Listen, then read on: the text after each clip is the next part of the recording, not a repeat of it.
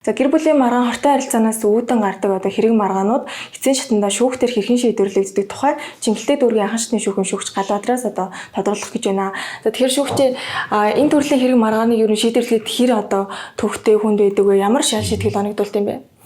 За тэгэхээр манай улсын зөрчлийн хууль, эрүүгийн хуулинд гэр бүлийн шинжтэй, гэр бүлийн хүчирхийллийн шинжтэй үйлдэлийг эсвэл түүх гэмт хэрэгт зөрчилд тооцсон байдаг. Тэгээ зөрчлийн тухай хуулиар жишээлбэл одоо гэр бүлийн харилцаа хамгаалалт хүүхний зодсон, хүсэл зориг эсрэг тодорхой үйлдэл хийхгүй байхыг албадсан. За мөн одоо дундын болоо хуваарьт хөрөнгө захиран зарцуулах хэрэг. За бусдад харилцааг хязгаарласан гэх мэт одоо энэ дөрвөн төрлийн зөрчилд үндсэндээ баримтлаг шийтгэл оногдуулдаг. 7-30 хоногийн хугацаагаар хэрэгжүүлэгийн одоо тодорхой хугацаар хасаад гэр бүлийн хүчирхийлэл шийтгэл оногдуулж байна гэсэн үг. За эрүүгийн хуулинд бол гэр бүлийн хүчирхийлэл үлдэх гэдэг гэмт хэрэг байдаг. Энэ гэмт хэргийн хувьд бол одоо жишээлбэл тэр зодох гэдэг зөрчил байнга давтагдаад байвал. Одоо банк гэдгийг бид нэр хууль зүйн шинжилгээ ухааны ойлголтоор 3 ба түүнээс дээш удаа гэж ойлгодог. Ингээд давтагдаад байвал энэ гэмт хэрэг тооцдог. Энэ маань өөрөө хорих ялтай гэмт хэрэг. За мөн одоо хүний амнаас эрүүл мэндийн эсрэг болоод бэлгийн хэрэгжүүлээний эсрэг зарим төрлийн гэмт хэргүүд дээр гэр бүлийн одоо хүчирхийллийн шинжтэй эсвэл одоо гэр бүлийн хамааруулахын харилцаатай хүний эсрэг үйлдсэн байвал яаш шийтгэл хүндэрдэг. Одоо жишээлбэл гэр бүлийн хүчирхийлэл үйлдээд хүнийг алсан байвал энэ маань өөрөө 12-оос 20 жил мөн бүх насаар нь одоо 20 хал оногдуулах ийм одоо боломжтой ийм ялын санкцтай юм гэмт хэрэг. Ер нь гэмт хэргийн төрөлтөөс нэлийн хүнд төрлийн нэмт хэрэгтэй ордог байна шүү дээ. За тэгээд мөн энэ үйлдэлтэй болвол нөгөө зөвхөн одоо гэр бүл гэж гэрэлтэй батлуулсан одоо эрэгтэй эмэгтэй хоёр хүнийг оролцуулж гинөө эсвэл ямар хүмүүсийг хамаарат байна вэ? Тэгээд гэр бүлийн хүчирхийлэлтэй тэмцэх тухай хуулиар одоо гэр бүлийн одоо тэр хүчирхийлэл төртөж болох этгээдүүдийг хуулийн хамаарах хүрээнд оруулсан байдаг. Тэгэхээр энэ дэр заавал одоо нөгөө гэрэлтэй батлуулсан эхнэр нөхөр байх биш. Энэ дэр өөрөө нөгөө хамтран амьдрагчд байж болж байна. Хамтын амьдралтай одоо хүмүүс байж болж байна. Гэрэлтэй бүртгүүлдэг болж хамт амьдардаг тийм ээ. За ингээд дундаасаа хүүхэдтэй байдаг ч юм уу. Эсвэл одоо эцэг их үр хүүхэд гээд ингээд төрийн садангийн бас харилцаа албаны дотор бас энэ хуулийн үйлчлэлд бас хамаарч болно. Тэгэхээр энэ зөвхөн гэрлэгсдэр буюу нөгөө гэрэлтийн улсын бүртгэгдсэн хүмүүсийн хүрээ хязгаараар бол тогтоогддог. Тэгэхээр яг энэ төрлийн гэмт хэргийг одоо хинан шийдвэрлэхэд хилэлцэд ер нь хүндрэл төвхтөй нөхцөл байдал гардггүй юм уу тийм нөхцөл байдал. Тэгэхээр тохиолдол дээр бас жишээ авал тийм. Тэгэхээр энэ төрлийн гэмт хэргийг хянан шийдвэрлэх явцад хүндрэлтэй нөхцөл байдлаас илүүтэйгээр энэ төрлийн гэмт хэрэгөөр нуугдмал байдлаар их дамжирдаг нэг асуудал байдаг. Аливаа зүйлийг нөгөө баг дээр нь дараад авах тийм ээ. Хооршин баг байхад одоо шийдчихвэл уг нь л илүү одоо хүн их охирхоос л одоо хамгаалж байгаа юм л да. Гэтэл энэ төрлийн гэмт хэрэг өөрөө нэгдүгээр их нуугдмал байдаг. Хоёрдугаарт багаасаа их рүүгээ тэр хор шиг бол явж идэг. Тэрнээс ч учир зүггүй одоо ингээ хоорондоо зодтол нүдэлдээд ингээ бие биенийг одоо ингээ алж ядчих гэдэг энэ тохиолдлоос эхлэхгүй шүү дээ. Тэгээ хосын харилцаа гэдэг зүйл маань одоо хүмүүс ярина токсик хос гэдэг. Тэгэхээр мэдээж ингээ эхлээд баг зэрэг хэрүүл урал байдаг. Дараа нэг дүлгээд авдаг ч юм уу тийм. Ингэснийхээ дараа гар хүрдэг нэг удаа зөгтөг зоддог. Энэ маань өөрөө ингээ дамжирдаг. Тэг хиний зохиол гэдэг юм мэдэхгүй маа. Тэр надад цэцэг бэлгэлсэн гээд.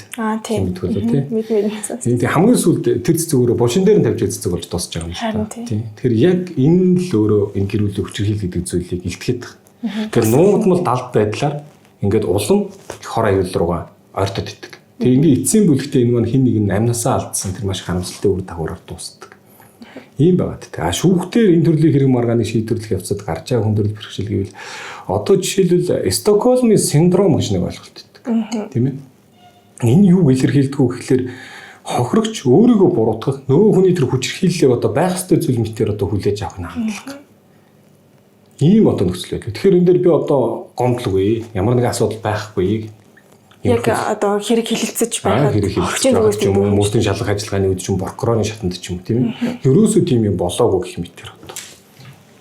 Мэдүүлгээсээ буцдаг ч тийм ээ. Ийм нөхцөл одоо жишээ нь байж болж байна. За мөн одоо түүнээс гадна энэ гэмт хэргийн хохирогч нь одоо эхнэр нөхөр эрэгтэй эмэгтэй хүн гэхээс илүүтэйгээр хамгийн амжилттай нь хүүхэд байгаа гэдэг. Хүүхэд өөрийнхөө эрхийг хамгаалж ингээд одоо тусламж авах тий тэр боломж нь өөрөө айгүй хязгаарлагдсан шүү дээ. Тийм ээ. Тэгэхээр энэ агуулгуудыг за нэг гэдэг юм. За шууд үргэлжлүүл хийчих юм. За хүүхэд өөрөө энэ төрлийн гэмт хэргийн хохирогч болсон тохиолдолд нөгөө хууль зүйн тусламж авах тэр боломж өөрөө бас хязгаарлагдсан шүү дээ. Тэр энэ дээр хамгийн гол нь гэр бүлийн хүчирхийллийн талаар та мэдж байгаа бол зөх байгууллагад цагдаагийн байгууллагад ч юм уу тий хүүхэд хамгааллын одоо нэг утас байгаа шүү дээ 108 бил. За тийшээ ингээд залгаад мэдэгдээ энэ гэмтрийн хөршин хүүхэд болоод байвал. Магадгүй тэр хүүхэд тусламж авч чадахгүй байсаар хагаад ингээд ноцтой үр дагавар төрөхгүй. Гэр бүлийн хүчирхийллийн золиос болоод амьсаа алдсан хүүхдүүд олон байдаг. Бас энэ гэмтрийн хохирогч болоод яваад байгаа хэрэг энийгээ бас илэрхийлж чадахгүй юм тохиолдож байдаг. Эрүүгийн хууль зөрчлийн хуулиар бол илүүтэйгээр бие махбод бэлгийн хүчирхийллийг хуульчлаад байгаа юм. Гэтэл энэний ар сэтгэл санааны хүчирхийллийн асуудлууд яригдчих. Үл хайхрах хүчирхийллийн хэлбэрүүд яригдчих.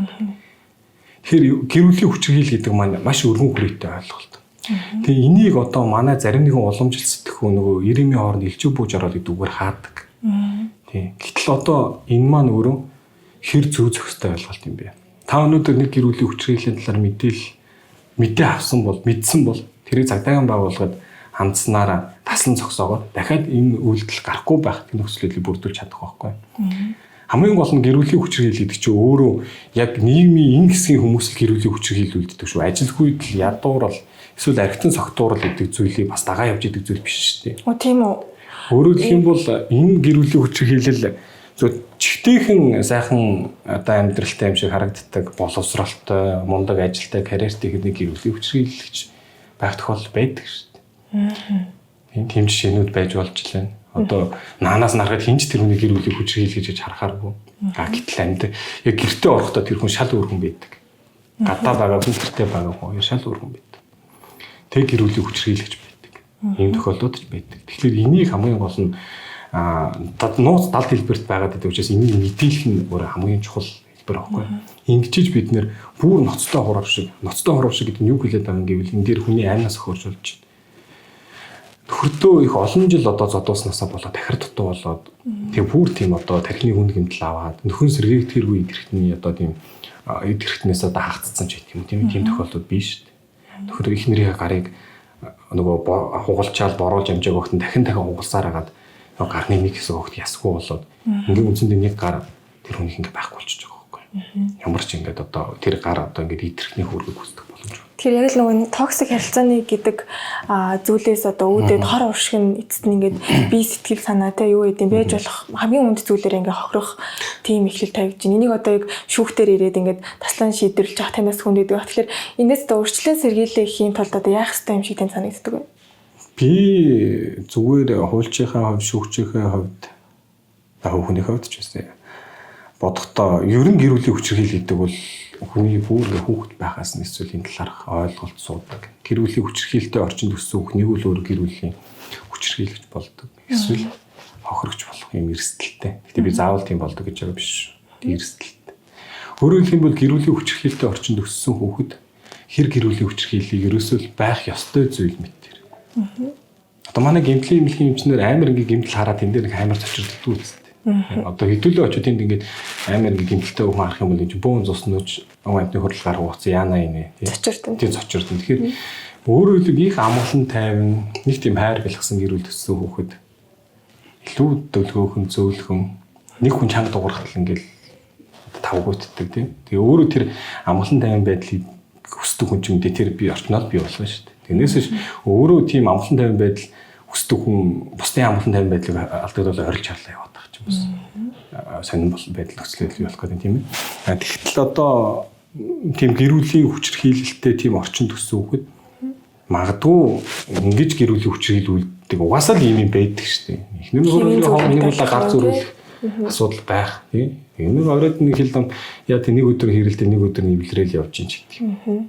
Ийм нөхцөлөд л харагдаад идэг. Энэ байж болохгүй зүйл гэдэг тэр ойлголтыг суулгах нь чухал. Ойлголт үндсэндээ тэр чинь хүүхэд байхаас ингээд байх зүйл мэтээр тий байж болдог. Гэр бүлийн харилцааны нэг хэсэг гэж тэрийг ойлгоод шин. Гэтэл гэр бүл гэдэг чинь хүний өөрөө хамгийн амгалан, тайван, стрессгүй тийм л байх орчин шүү дээ. Тэгвэл нийгмийн стрессэн дээр гэр бүлийн стресс нэмэгдчих юм бол энэ ч одоо дэрвж одоо галзуур.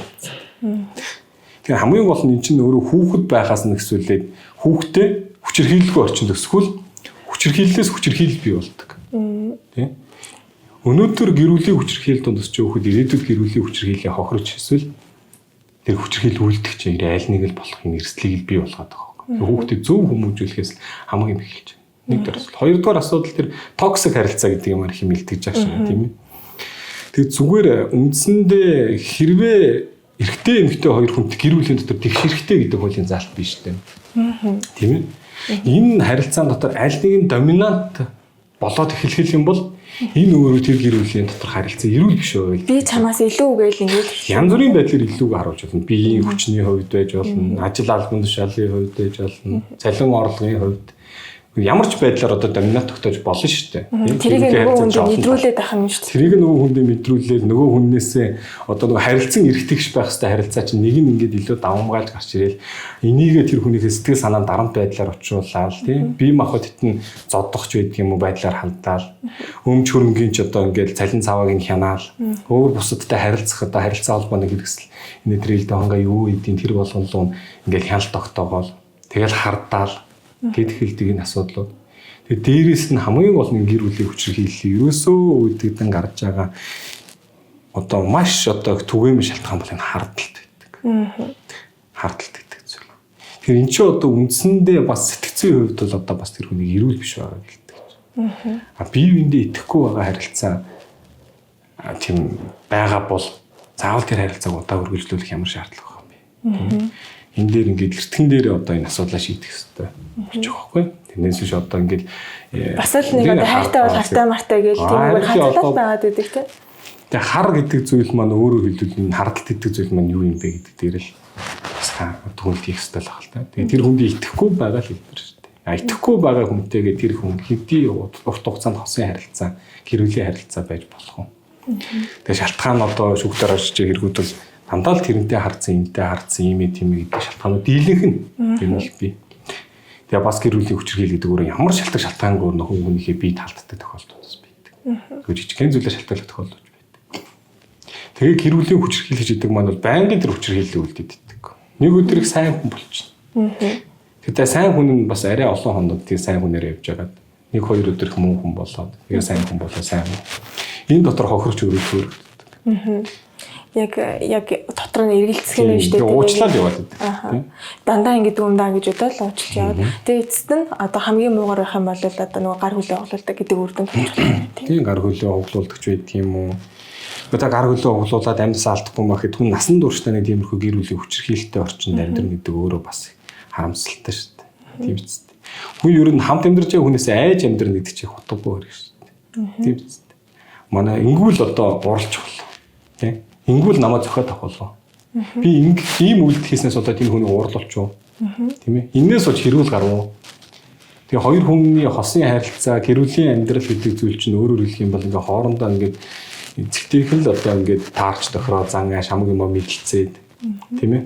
Нөгөө манай Баавал авсарнгаа хэлдэг шүү дээ. Би нэг алдаг болж арах болчдөг гэдэг. Тэр шат дамжлага руу орохын тулд хэрүүл харилцаа байж идэм болох. Тэгэхгүй тэгэл жижиг юм дээр жөөлөөл, гоочлол, хэрүүл уруул хийгээл ингээд байвал энэ маань хамгийн гол нь гэрүүлэх хүчирхийлэл юм дахин хэлэхэд ерөөсөө маш бага зүйлээс эхлээд даймжирсаар их ноцтой хор өөр дагаварт хүрэгдэх шүү л гэдэг дээр.